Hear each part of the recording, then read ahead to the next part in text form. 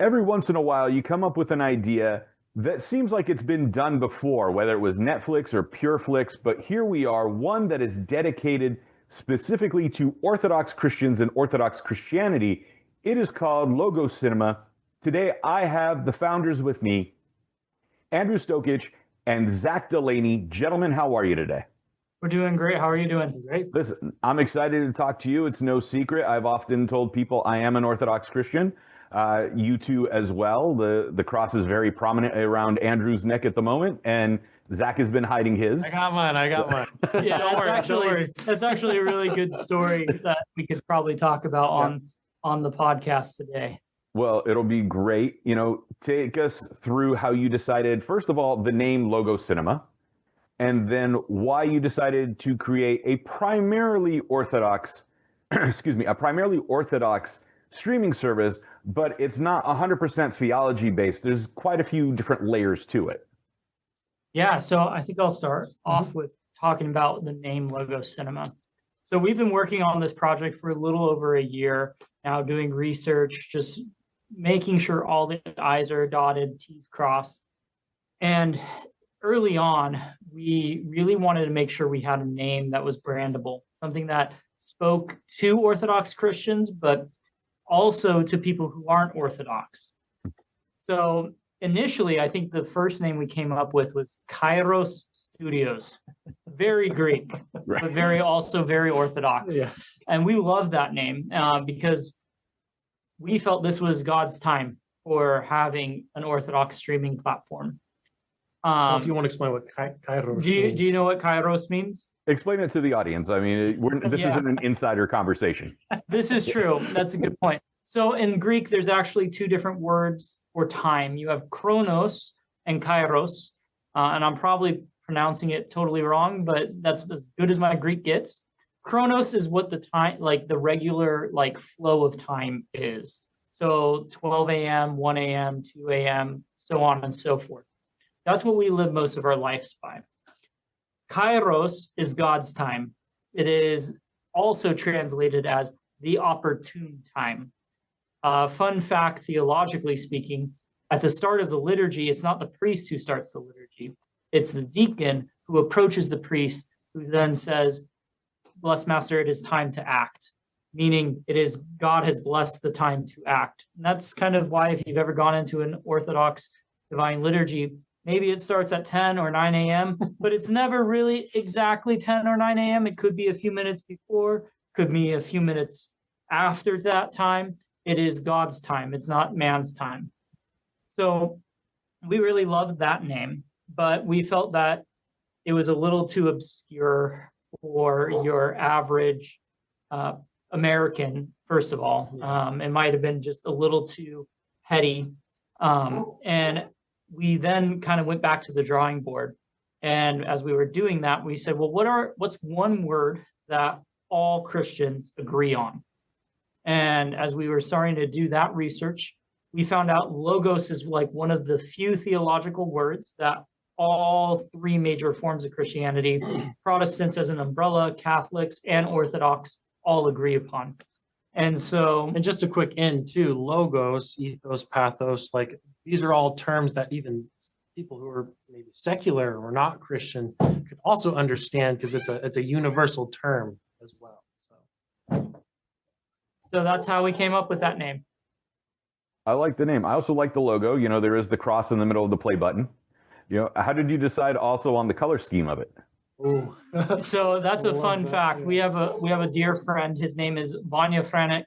He's a Serbian. I think he might be Bosnian actually, who's also Orthodox. We both were co-workers with him, and we actually commissioned him to do the work. We kind of gave him the idea of we know we want to incorporate the cross within it somehow. However, we didn't want it to be very maybe super in your face. We wanted to feel like it was naturally a part of the logo, to the point where it was understandable from someone from a Christian background, but also approachable from someone who isn't on that path quite yet. And the colors specifically were actually taken. It's almost like a little Easter egg. the colors specifically were taken from actual Orthodox icons and kind of put in a gradient. So all the colors of that color scheme you see are present in Orthodox icons as well. Yeah, we kind of gave It's him not a free rainbow. rein. Yeah, yeah, that was our first thing when we saw it. We first were like, "Oh, it's a rainbow." Okay, interesting choice. And then as he went through and presented it to us, he was like, "These are actually all the colors that are presented into in an icon." And so we felt that after he gave us his thoughts, I was like, that actually makes a lot of sense. And he was quick to point out, he's like, it's not really a rainbow. It's missing a few colors that you would see in a rainbow. But I was also like, Christ gave us, not just Christ, but God gave man the rainbow.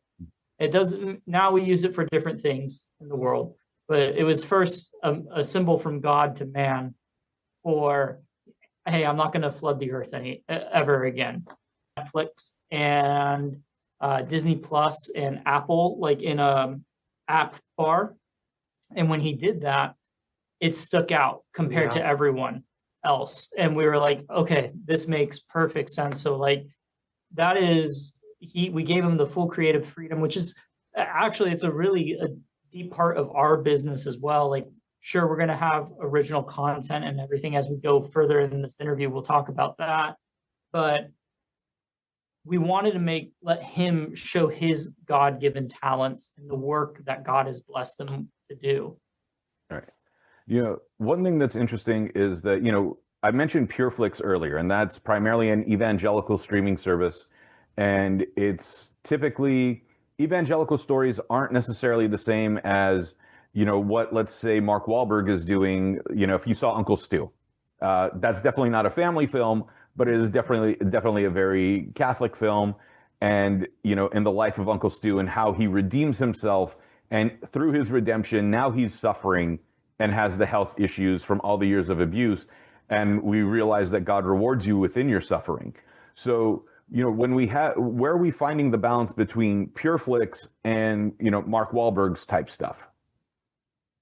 Yeah, well, that's a perfect, those are great examples to use. And I think, at least for me growing up, I'm actually a convert to Orthodoxy. So Delaney doesn't seem like a very Eastern European or Middle Eastern name. Very Irish. Yeah. Irish. So I grew up in a completely secular family, secular home. So I wasn't exposed to a lot of these Christian ethics, morals, the phronema, the mindset. So I was exposed to a lot of different things. But what I noticed growing up, and what was a deterrent for me personally, actually, I loved films. I loved watching films. But when I thought of Christian films, the first thing that came to mind, and the only things really that I was exposed to, barring, with one exception being Passion of the Christ, were very cheesy Hallmark movies that actually drove me away even further from even considering Christianity as a possibility. So coming into Orthodoxy, it totally opened my mind to all of the nuance that I think is neglected in art that is completely reflective of our life and experience, not only as humans, but as Orthodox Christians, as Christians. And sometimes that includes the bad and the ugly, and seeing the main character fall down, seeing the main character mess up, seeing the hero fail. But the biggest thing that we can see and take the stories of the saints and even the story of Christ himself is the redemptive arc, is the triumph over evil. And I think striking that balance, and it is going to be a lot of work. We don't want to be too gratuitous with violence or with sexual themes or, deeper sinful activities. But we certainly don't want to shy away from it, because it is something that we all experience. Right. St. Mary of Egypt would definitely be a documentary, not a biopic. Yes. Yeah. Although part of how we even came to this conclusion was Zach and I have been filmmakers for many, many years. And a lot of our films had religious themes in it. And it was last year that we ran into our first time really working within Hollywood. We were working on a production that was potentially going to be picked up by Discovery. And it had nothing to do with anything religious. It was all about mental health and building race cars. And the feedback we got back was, we're going to actually pass on this just because the mental health issue can be too political. And I said, wow, if they think this is too political, none of the things we've ever written is ever going to get picked up because it's too, the religious themes are too strong. And so that's another piece that fueled us to get started on Logo Cinema in particular. Could we have tried to go to like an Angel Studios or something of that nature? Potentially. However, Orthodoxy is the only denomination, to use that word, just to kind of define it here, that doesn't have anything like that. And we know that there's people hungry for it. Man of God is a great example of that. On our social media, I think the second one we hear the most is the Agios Paisios show that's been produced in Greece that you cannot find here in the States, except through a sketchy Dropbox link, which there's so many things wrong with that. But that's where we're kind of wanting to change that culture. We know that Orthodox people want this. And I think it's not just Orthodox people. I think it would bring a breath of fresh air to the Christian audience throughout the world of being able to see stories that they relate to. For me, being a cradle, my inspiration for film comes from my grandfather. He introduced me to The Lord of the Rings. It was the first PG-13 film that I had ever seen. My parents were very strict about ratings when I was growing up, and I was 10, so I was not allowed to see The Fellowship of the Ring, but my grandfather talked him into it. And he passed away after we saw The Return of the King about 2 weeks later. And that was the first time I had ever experienced death in my life. And that's actually what made me want to be a filmmaker, is because I was able to find the joy and the beauty through that storytelling that inspired me to do what I want to do for the rest of my life. And so I think like Zach and I really complement each other in that way of wanting to tell stories that really matter and that also bring Christ's message in a true parable fashion, not just, we don't want to do essentially, not to really say names, but like, I think the most famous Christian film that's made fun of is God's Not Dead, because all that is an hour-and-a-half sermon, right? So we don't want to do stuff like that. We want to do stuff that, even if you're not a Christian, you're interested in the story. And maybe that's that one little seed that gets planted and grows over time, not by our doing, but through God's will to grow into a beautiful tree. And will there be conversations between the Eastern Orthodox and the Oriental Orthodox? Because most people don't realize we're not in communion with each other. We haven't been in communion with each other for 1700 years, even though we've been opening up dialogue, because people are going to want to find the balance of that, because they might feel excluded. How is that going to allow them in? How are we going to deal with the hardliners that want nothing to do with the Oriental Orthodox Church? Things of that sort, and finding the balance. That's a great question. And to be quite fair, because we're both in the Eastern Orthodox Church, we haven't been approached by many Orientals as of yet. But with that said, it is right, and it has the phronema of something that we all can agree on. Not to sound ecumenist here, because we're not trying to change the church. Right. What we're trying to do is tell great stories that can uplift and inspire people. So as long as the story, like if it's made by someone, even if they're not Orthodox, but the story they're telling has the phronema of an Orthodox Christian's perspective, we're going to want to look at that and see how it's telling its story at the end of the day to make a judgment call. So I think it's a case by case basis, one-offs. But as of right now, we haven't been approached by anyone. And please explain phronema for the people that are going to want to try to figure it out, because I'm going to let Zach take that one because he's the one who introduced that word to me. That's my cradle coming out right no here. way. Phronema essentially boils down to the mindset, the worldview that you have. So we say Orthodox phronema, the Orthodox worldview, the mindset, the way that you perceive everything. You know, one thing that's interesting in all of this, so like Andrew, my family has been Orthodox from the get-go. I refer to myself as Gen 1, you know, because my family's from the Middle East, so literally the apostolic age. And when they say they called us Christian in the book of Acts at Antioch, I just look at everybody and go, hi, that's us. It's interesting to see because, like, you know, English is my third language, but it's my primary one because I was born here. But the thing is that, like, you know, I had to learn so many terms in English. You know, like, I didn't know the term cassock in English until I started talking to people, you know, because we're used to raka. And then we, you know, various other things and phrases that I'm like, what are they talking about? And then I'd have to go look it up. I was like, oh, that's what it is in English. So it's very interesting coming from an ethnic background to, you know, a Western church, not necessarily Western, but, you know, a Western society dominated parish. Yeah. And trying to understand what they're talking about, you know, and the phrasing, because the Catholics use the same phrasing in English that we do, but when we're saying it in either Greek or Arabic or whichever, you know, it has a different definition. Yeah, and I don't know if Andrew had a similar experience in having to learn the terms in English versus. No, I even though I'm a cradle, my family history is very interesting. So my father grew up Serbian Orthodox. My mother is primarily Mexican, but she's really an American mutt, because if I really were to take a look at the genealogy of stuff, she's a little bit of everything.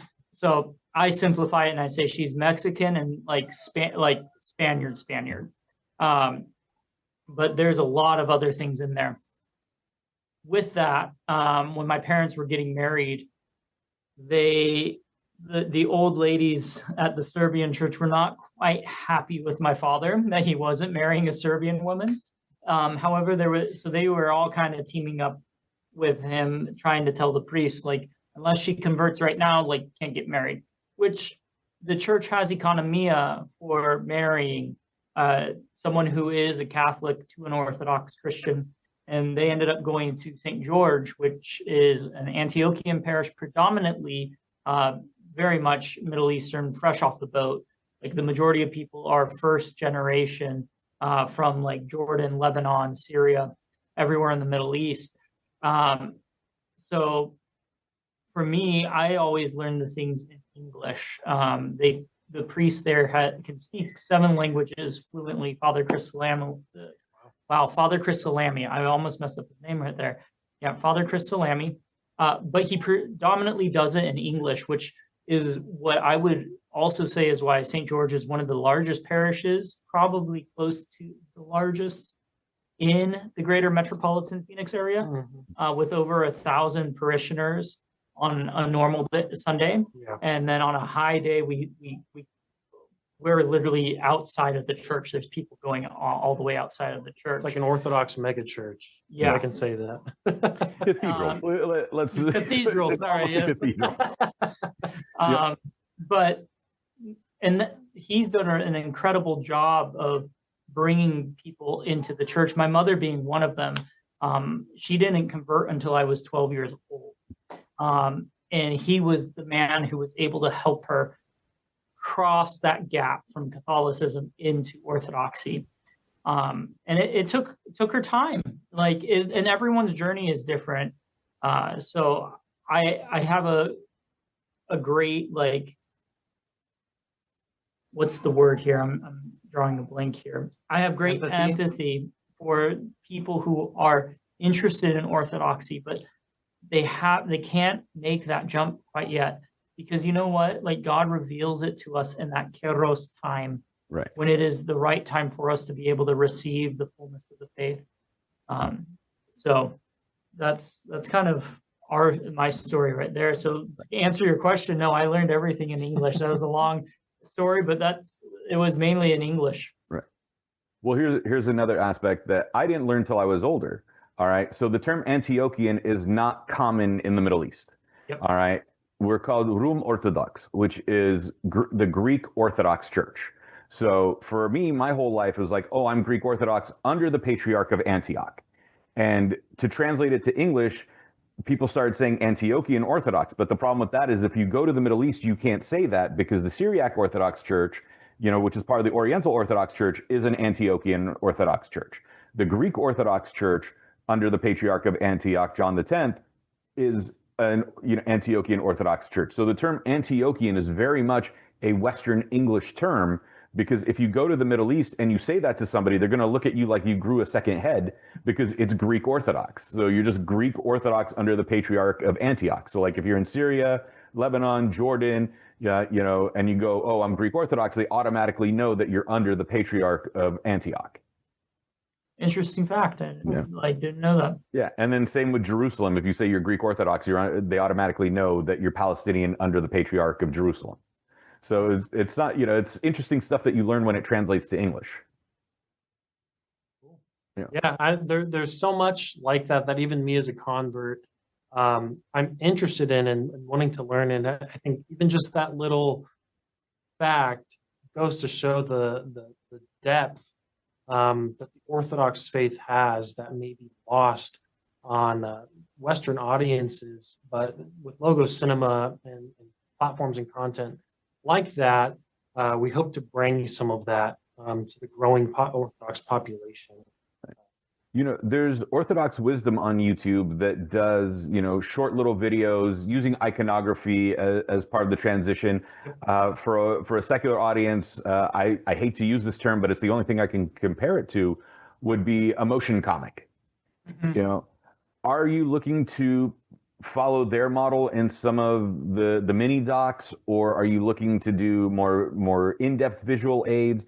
Like, how are you looking to do documentaries versus features? So there is a lot of documentaries out currently for the Orthodox community. So primarily right now, we have a bunch of people who have reached out to us with Orthodox documentaries. We really feel it's imperative to grow out of just the documentary side and into the feature film side. Documentaries are approachable for a certain type of audience who is looking for an educational style of content. But for the masses, we need to have stories that people can approach. Man of God was a starting point for that. Mm-hmm. I'm really excited to see what Jelena Popovich does with St. Moses the Black. Because the story, from what I've read, is going to take place like in present day. It takes place in present day Chicago. Yeah, and that'll really be the first time that a saint's hagiography is used as a basis to tell a story that's set in modern times. That's kind of used as a baseline to tell a story to a modern audience who could relate to it a bit more, as opposed to telling one that's more of a period piece that's set 1,200 years ago. And we're not against that. Yeah, I think there's room for both. Like essentially, exactly. we're going to have short films on there and mini documentaries, but that's not going to be the main reason why we want people to join Logos Cinema. We want them to join for the deeper stories that will be created and told. However, the other mission is to help these creators who are on YouTube get off of YouTube. Mm-hmm. Let's be frank here, YouTube doesn't push the algorithm of orthodoxy as strong because it's not the message that they're trying to sell. And further, we want to make sure that these creators are able to be rewarded fairly for their work. During our research, we found out that the average per 1,000 views that you get on YouTube, you get paid out roughly $4.83. And the reason why that's just the average is some people have different sponsorships and get different ad placement, and they might make a little bit more money. But that is literally from the research is the average. And for people who are doing like podcasts, which are mainly educational focused, we're looking at being able to pay them 10 cents per streaming hour. So that way they can actually produce these things and make a living at producing them and not be competing against the rest of the field of YouTube on there. A lot of them too need other streams of revenue. If you look at a lot of the creators out there, especially Harmony. Harmony, if I can shout their name out, they produce some amazing animated Orthodox work. And even them, they have a Patreon that they use as well, because like he just mentioned, YouTube is not always a viable option for a multitude of reasons. Well, also one of the issues of YouTube is that, say I'll be watching, something from Father Peter Ayres or, Father Josiah Trenum or whomever, and then all of a sudden an ad pops up and it's fundraising for a mosque, or it's a political ad for something that has nothing to do with religion whatsoever. That's the best thing that could pop up. There's worse things that have popped up. No, there's been quite a few things that have popped up, and I was like, why is the algorithm showing me an ad of something that is completely unrelated to what I'm watching? Like, it feels like it's trying to be coercive and like, oh, you've watched something that's faithful, here's the secular thing that we're going to throw in your face that has nothing to do with what you're looking for, or a completely different religion or a political movement that has nothing to do with what you've been trying to watch. I mean, for the kid stuff, some of the ads that pop up, you're like, wait a minute, this has nothing to do that's child friendly. If you go down the rabbit hole, just on the YouTube Kids section, if you go down the rabbit hole of YouTube Kids, there's so many videos on it, how a lot of these kids' content is filled with either straight up subversive subliminal messaging, or it's straight up in your face. Just, I don't want to get into detail, but there's some really bad stuff, really degenerate and sinful stuff that these kids are watching, and unbeknownst to the parents, they say, oh, YouTube Kids, it must be already vetted, so my kids are safe to watch it, and maybe I don't, supervise them as much because right. Good. On our platform, we do have like three. This is going to tie back into the ads here. Like, we have 3 different tiers of pricing. One of them in particular does have ad support on there. But what we want to do with that, Zach and I both have a marketing background, and so we know how those ads can be placed and the control that actually could be had. We want the ads that are on Logo Cinema to be Orthodox small businesses, so like lawyers, and even on Instagram, you see people who are creating tons of different Orthodox resources that could advertise on there and really reach a whole different level of audience that is already engaged. They're not fighting the Instagram algorithm for people's attention. Right. People sit down to watch a movie or a television show. That's their main focus. And so we really want to grow that part of the community too. I initially saw this Logo Cinema is not just like a platform for films and TV and like podcasts, but really it's a hub of Orthodox community. Yes. And prior to finding my wife and getting married, I dated a woman who was Mormon, and the Mormons do an incredible job at this. Like, they only really do business with other Mormons in their community at a high level. And we as Orthodox Christians, we can do a better job at that, I feel. We had a conversation with a couple of guys yesterday who were talking about the same thing. Just one quick point on community. We, in running this business and starting it up, we wanted to imbue into how it's run, how it functions, with Christian ethics and Orthodox Christian ethics and Orthodox Christian morals. And one of those things is it's a communal faith. So we wanted to imbue that quality and that virtue into Logo Cinema, and God willing, fostering that sense of community all around the world. Eventually, we want to branch out into that. That's the ultimate goal. So that includes, like you said, including the ads will be Orthodox focused. It could be an Orthodox small business, or the recent marriage conference that's happening with Father Josiah Trin. I'm having ads like that on there. And then on the creator side, helping them elevate their content. They may have, and they do have, amazing ideas and amazing creativity, but they don't have the resources, the distribution, or the team, or the people, or the money to be able to actualize on it. So Right. that's something that's a part of our core value as well, is helping them achieve ultimately what they want. And then on top of that, with that community focus, especially like Zach, with you coming to the faith about what now, 3 years ago? 3 years ago. Yeah. 3 years ago. Here in the West, we're experiencing this huge boom of Orthodoxy. It's very much a resurgence to find that tradition. And I don't know at the higher levels what this looks like, but I don't think anyone expected the type of resurgence that we had. I have a brother who's in seminary at St. Vlad's, who he's always wanted to be a priest, and he was telling me that they need more priests. And I go to a church that, when my wife and I started going to, had 150 people. Now we're clearing 330 within a year and a half.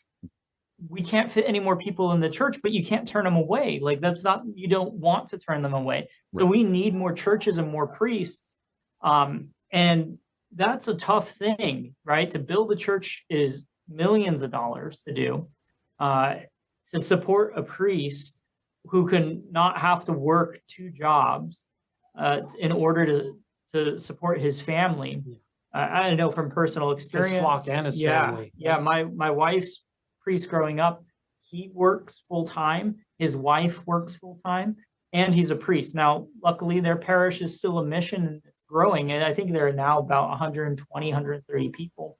But he's actually also building the church with the church. Like, their final church building, he's doing the construction for it with the parishioners to build it.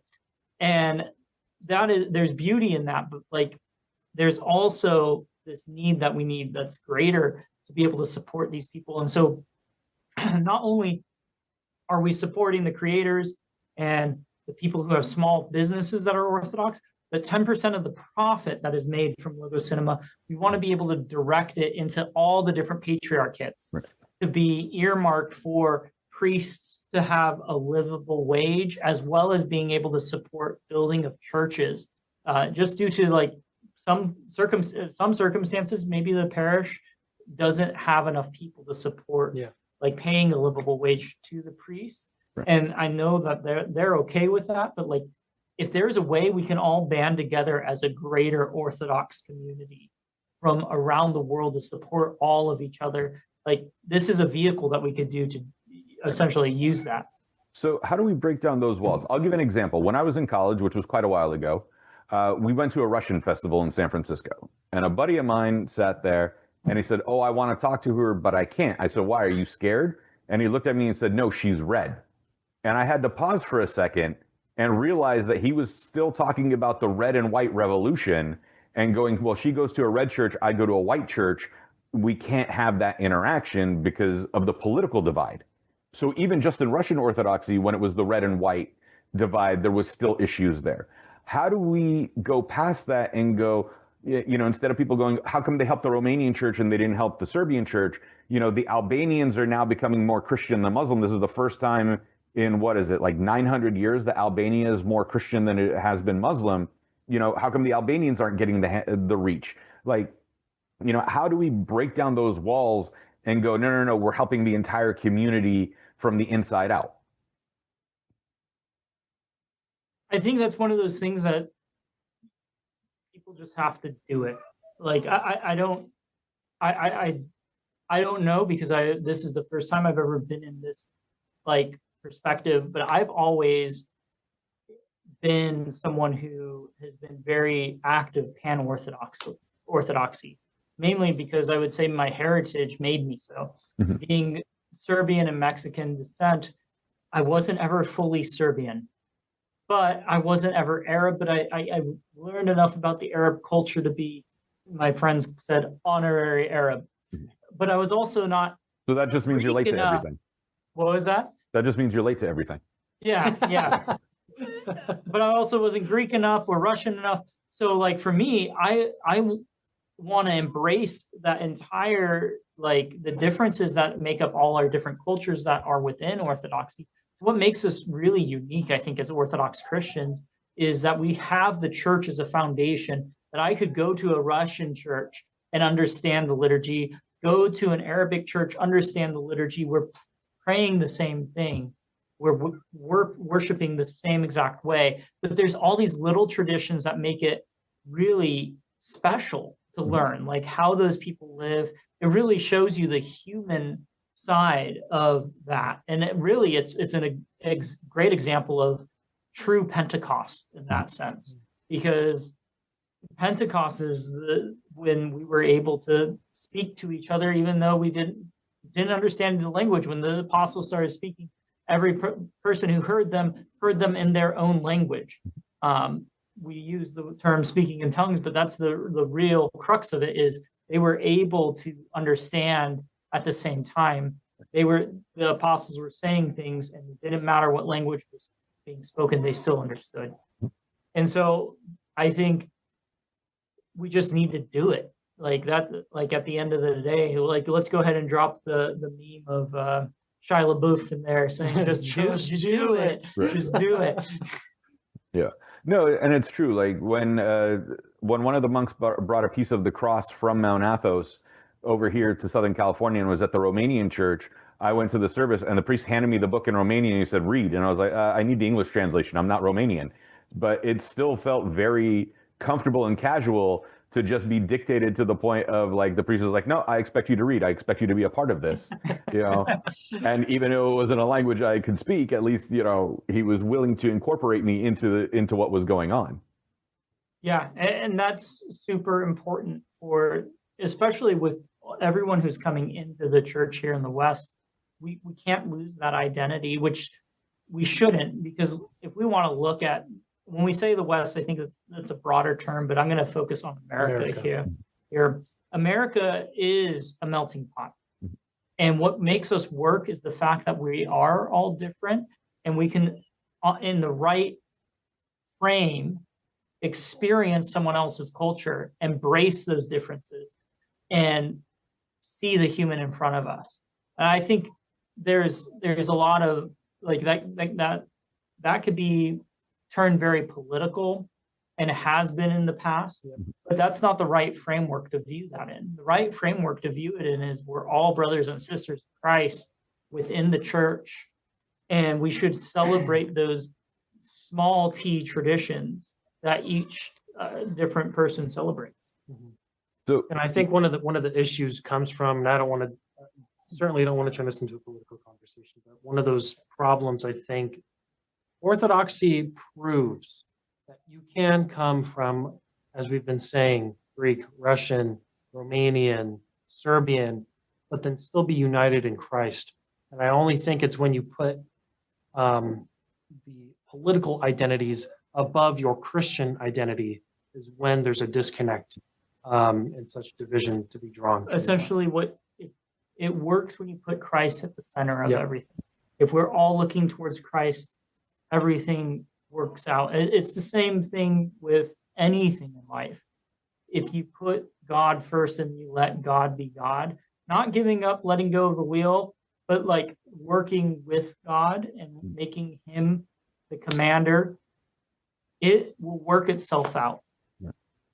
You know, let's put it like this. I know you guys we're talking about doing like podcasts at some point, and, you know, probably recorded podcasts if we're in studio together, or the Zoom style that you and I are doing now. And there was a Catholic priest I had just heard the other day. Interesting guy. He's kind of funny, but he said, you know, the problem I have with the Orthodox is that they're still hiding in the bunker. They're not evangelizing, you know, as much as they should be. And one thing that bugged me with that was like, wait a minute, didn't you just see what happened in Syria, where we ended up with 27 brand new martyrs at St. Elias, and then church opened the next day with the bloodstained floors, and they still came to pray? I mean, that's a visualized evangelizing right there of unwavering faith. So how can you use the ideology of, hiding in a bunker when they still went to church the day after, and there was a funeral for 27 people, and then there was a baptism of 40 children the day after the funeral happened? So, how do we open up those dialogues with some of these podcasts with the heterodox, and sit there and go, wait a minute, you say we don't evangelize so much, but look what happened in Syria, look what happened in Lebanon, look what happened in Romania, look at what's going on, the heartbreaking situation between Russia and Ukraine, and these are siblings in Christ here. Where are you saying we're in the bunker when we're on the front lines? There's a lot of people who deal within that sphere already who do a really great job. Jay Dyer, Andrew Wilson, actually the gentleman who is behind the camera right now that you can't see, he's actually a catechumen Marte Ruelas, who is he's a professional bodybuilder, and they do argue those points towards the heterodox.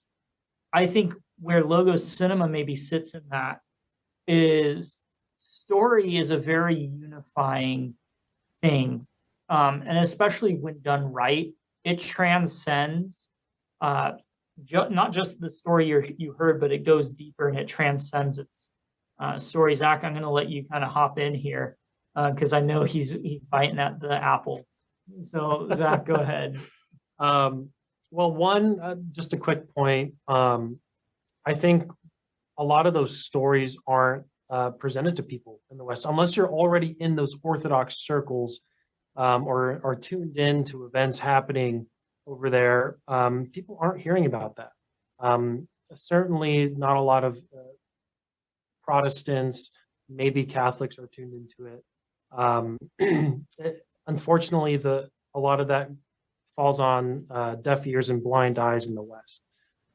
So as far as evangelic efforts, I think to what Andrew was saying, using these creative methods of storytelling to tell these stories on a mass scale, to bring those stories of these martyrs, modern day martyrs, to a Western audience. And that really is the core driving factor of why we are starting this business, is, to your point, bringing those evangelic efforts, giving them a voice, I should say, giving them a voice, because not everybody hears about them. And doing so in a way that fits in the modern culture. The reason why we're doing a streaming service is because that's just the way modern culture is going. If I could snap my fingers and get rid of all the cell phones and all the computers and all the modern commodified technologies, I would, but that's just not realistic.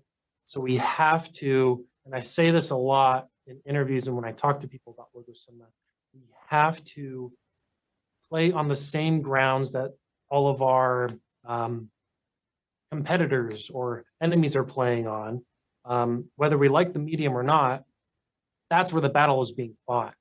And we have to stake our flag and start speaking by God's grace for these people and telling these stories so people can hear.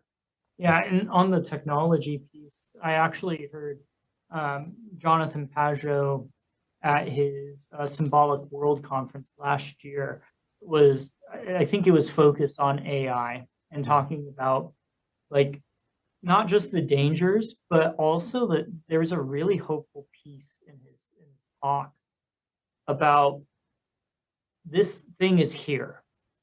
And the only way that we are going to be able to live with it is if we are able to point it towards Christ. If we don't do that, then it's all bad. But we have the tools to be able to point our tools towards where it should be pointed towards, which is God and Christ and the Trinity.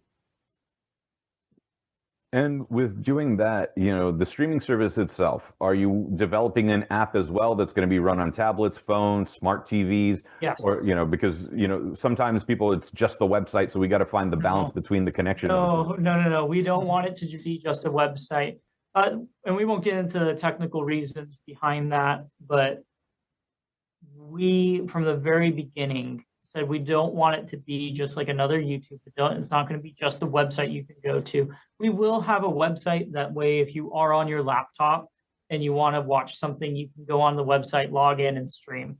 But the best way to experience it will be just like if you were to log into Netflix or any other streaming platform.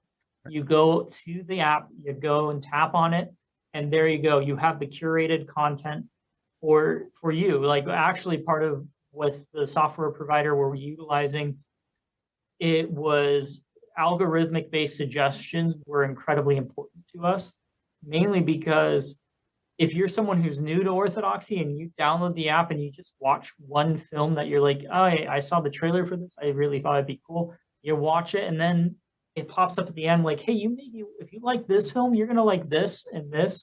And it essentially leads people like breadcrumbs, like through the journey of like an Orthodox Christian and learning what we believe, even if it's very basic levels at first, those breadcrumbs leading, or the seeds being planted, I should say, back to my tree analogy, being planted for Christ to be able to do what only Christ can do. Speaking of supported devices, we want Logo Cinema to get to the point where you can watch it on your smart fridge if you wanted to. On your smart fridge? That'd be a good one. That's news to me. But, No. It's a joke. It's a joke. No, I will say, like, we are looking at other technology as well. I have this crazy idea when we were first starting this out. The Apple Vision Pro was the hot new product out. And I was very skeptical, insanely skeptical of the Apple Vision Pro because I could see a dystopian future really quick with that device. However, with that said, I think Zach and I both had the same experience when we experienced the Apple immersive video. And when I watched that, the first thing that popped into my mind was like, there could be a film that is just a divine liturgy, that through technology, we filmed the inside of the Hagia Sophia in the Apple immersive vision. And it's just a divine liturgy that's being performed. We already know that there's actually an album out there that scientists recorded the different reverb and tones that come from the inside of the building. And then they had a professional choir record it in a studio and applied the mathematical equations to it to imitate what it would have sounded like within the Hagia Sophia. And so my mind went to imagine coupling that with a rebuilt Hagia Sophia in an immersive video field. Like that would be amazing to experience what people experienced thousands and thousands of years ago within that historic church. And so immersive video, I think, is something we would definitely look into the future if it ever were to take off. And we're building the app to be expandable to address the new technologies that do come out if it is in line with our Orthodox ethics.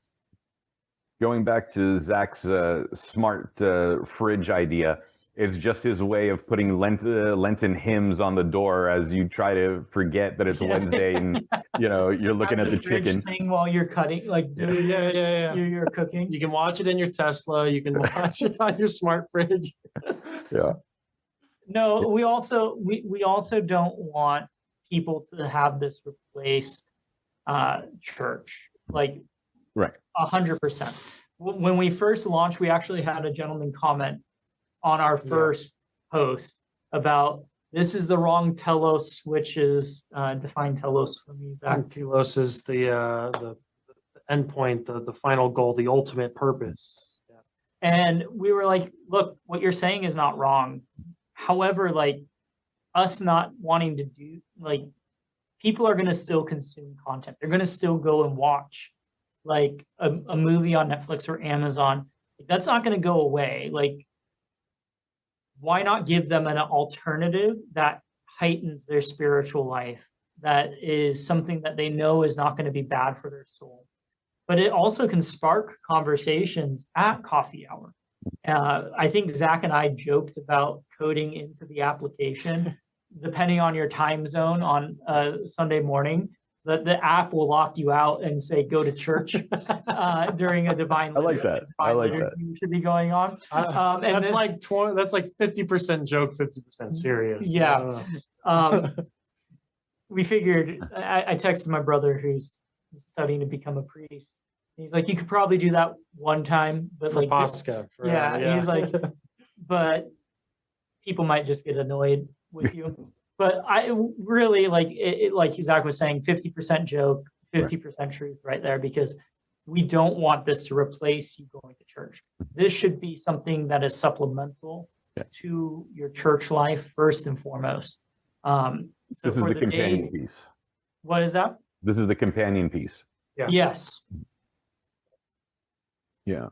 Now let's take it from my standpoint, from the press side. So, you know, in my secular work as an entertainment journalist and critic, you know, I have access to certain press portals for various streamers and film excuse me, you know, film studios. Is there going to be something for somebody like me where I can sit there and go through that back channel and go, hey, this movie's coming out in November. We're 2 weeks out. I'd like to talk to somebody on your PR team that I could, you know, set up a press day and interview with the director of the film or the writer or whatever. Yes, actually, we have been working on a PR page on the website with an RSS feed. So that way that we can set those things up. Currently, right now, we haven't had a need just because we have been starting out. And so we've been able to handle the emails. Eventually, there will be a point where we will not be able to handle all that. So there will be something built in to logocinema.com to be able to schedule those things and be able to do those press pieces. And I think it's good to note that, like, since some of this content is going to be licensed by other production houses, if you were to, like, let's use you for an example here, if you're to reach out to us, we would point you in the right direction to whoever the right PR person is to get any type of press release. Now, Andrew, I know you know Chris from Bisenfest in Australia. Is there going to be a working relationship for a film festival like his to, say, bring it to the United States and do something similar to that?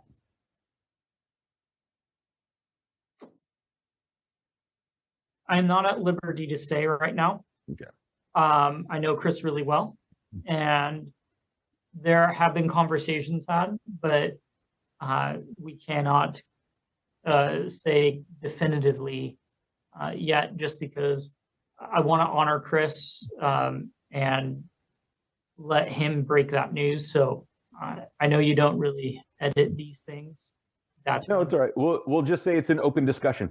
Yeah, it's an open discussion, and it looks favorable. I will say that, but I really don't want that to go out until Chris is ready. Right. And Chris is busy in Australia doing his thing, so I'm thrilled for Chris and what he's put together. Yeah.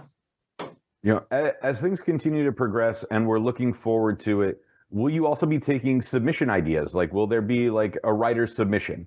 Or actually, that's already going. So on the website, on logocinema.com, there is partner with Logo Cinema, which it has some details of what this looks like in terms of if you already have licensed content, how we're looking to pay you. Ultimately, we're approaching all license negotiations as a one-off per production house.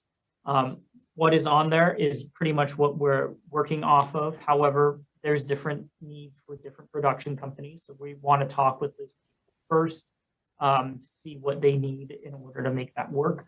However, with that, we also will take ideas. I think we actually have 2 people who have reached out to us with at least like 4 or 5 ideas for when we're going to start creating originals.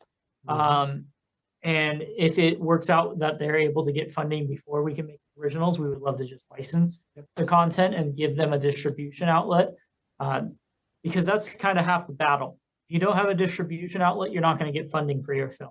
But if you have a distribution outlet, it increases your chances of being able to fund a picture astronomically. Further on down the line, kind of going and looking into the future, we want to go past just doing streaming. We want to be able to play within the theatrical space. However, that takes a lot of money to be able to get films into all the theaters.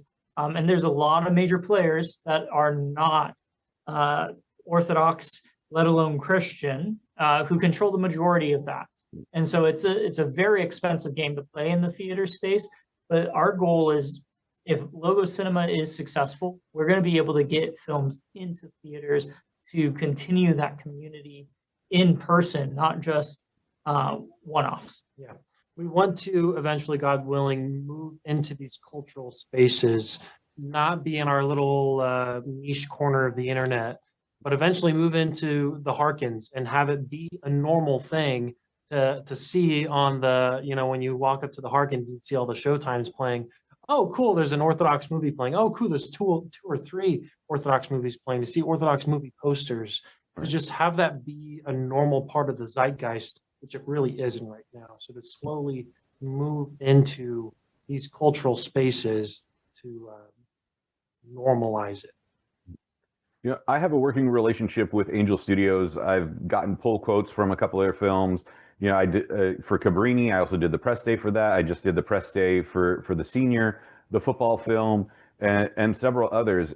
Will there also be a component like the pay it forward aspect that they have?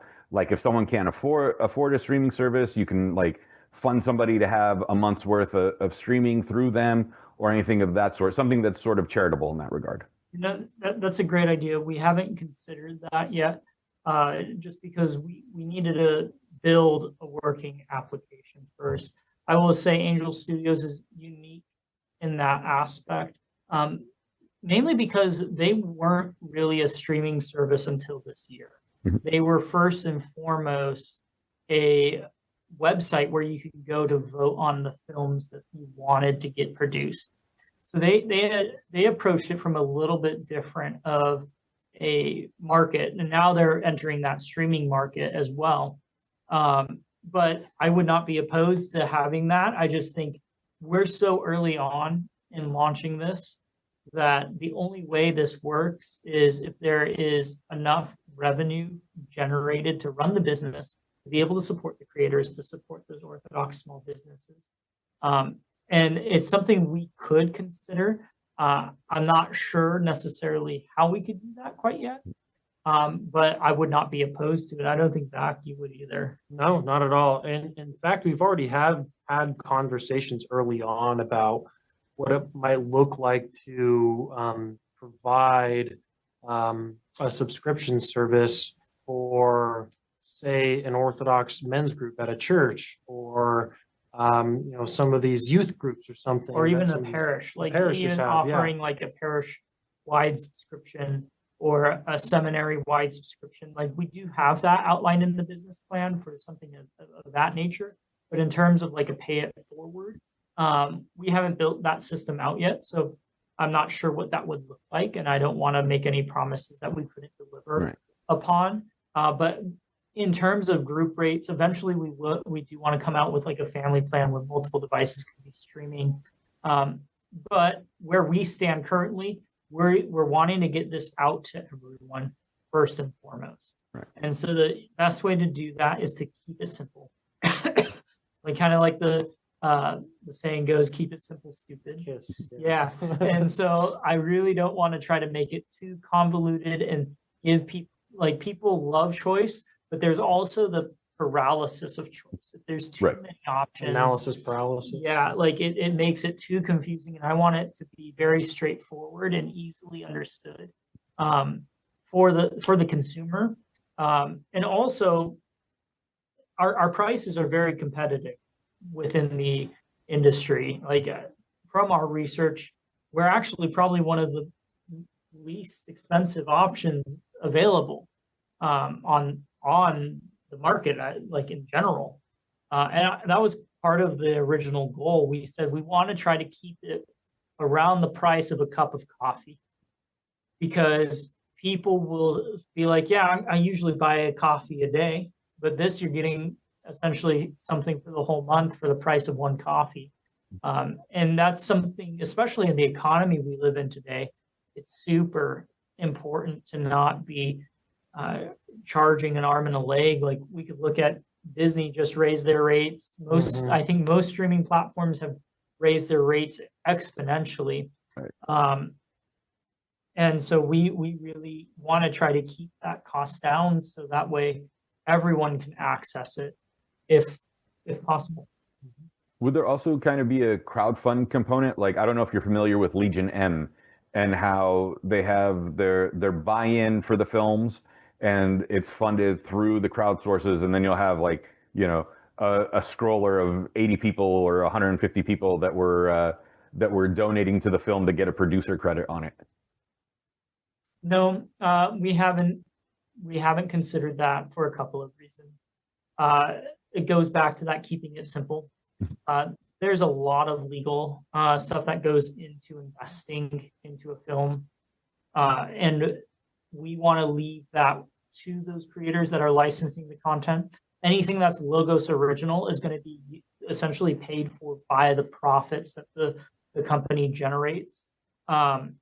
So we haven't considered doing something like that because I don't want to try to make it so confusing that it can be, when it comes tax time, I want it to be as very simple to give to the government, to be like, this is what it looks like. And I don't want to have to do that. I also, like, coming from the background I did, my father was an entrepreneur, and he always told me not to, like, if you were ever to look for investment and stuff, sure, people will want to invest, but even if they have no money to invest. And you as an entrepreneur should also be careful, like, to not let people necessarily make that decision if there's no actual way they're going to get a return. And let's be honest here, film is a very risky business. Like, most of the time, films don't make their money back. And so from my perspective, if people are paying to subscribe to the app, we're going to utilize that money to be able to create the best content we can, as well as partner with the best creatives that are out there so they can create and do what they do best. That's just my philosophy. I don't think what Legion M does is bad. I just think it can get very convoluted really quick. And in a business that's already really complex, I want to keep it as simple as possible. Gotcha. All right, so I'm going to leave you guys with this. What would you like to say to the Orthodox audience that might be a little apprehensive of going, another streaming service? Can we really trust them with our kids if we plant them? Because we saw what happened with YouTube Kids, or we saw, some of the other stuff that's going on. How do we pitch it to those that are within the faith of Orthodoxy? And also, what would you like to say to those outside of Orthodoxy that are different Christian denominations that are apprehensive in dealing with us because they essentially look at us as Catholics without the Pope? So let's answer the second part first here. We have a simple, slogan. This past took it right from me. This past year, we were literally filming a documentary for the church my wife grew up at, they're raising funds to build their church. And every person we interviewed ended up saying, come and see. And that's what we've been saying with Logo Cinema is, come and see. Just come and see the stories. Come and see what Orthodoxy is about. For those who are already Orthodox, how can they trust us? Well, we're going to have to just say, come and see. Come and see what we are going to be putting out there. We want this to be a communal thing, so that's why we've been really active on the social medias, partnering with who we have been partnering with. We also, we're very transparent with what ads are going to be on there if you sign up for the ad plan. The difference between having ads on your streaming platform and not having ads is about $2. So we kept it to where it's not a huge difference, but it is a savings if you really want to have the streaming service.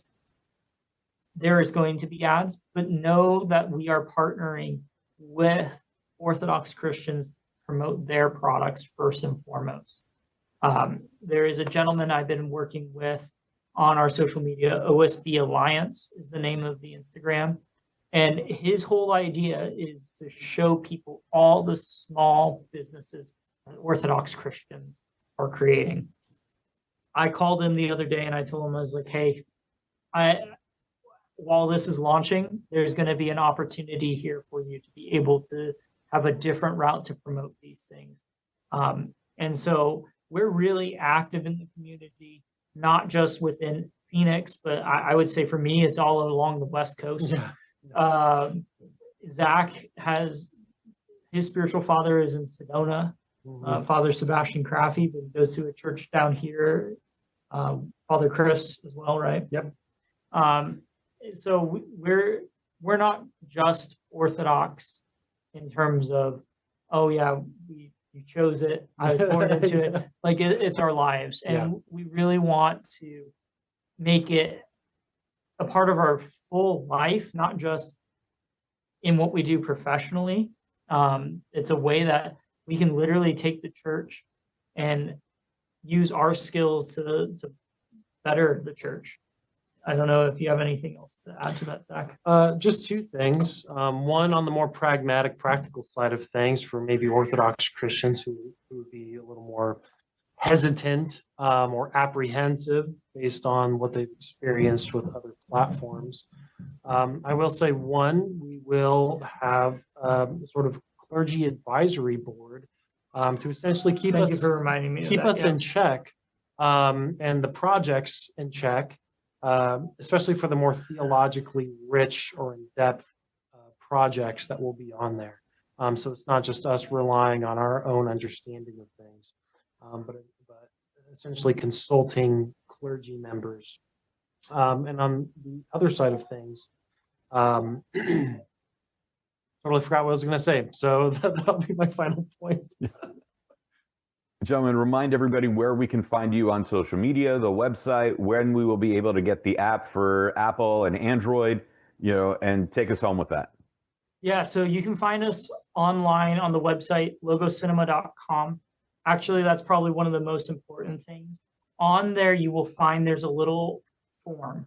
Part of the reason why that form is so important, as we are building this company, we are looking for investment. And I have a mentor who I gave him when we were first pitching this idea, essentially what is called the total addressable market. And he said, that's great, but what's the hard numbers?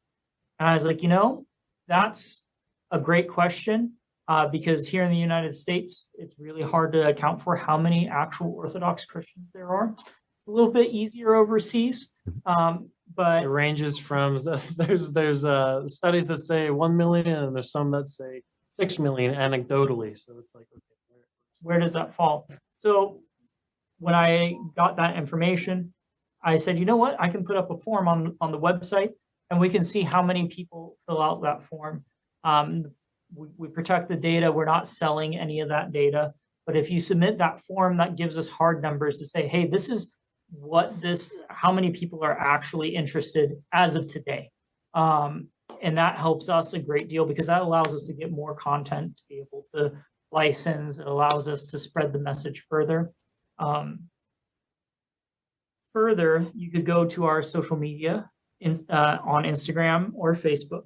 It's at Logo Cinema across the board. So yep, on all platforms. All of it's just at Logo Cinema. Very simple.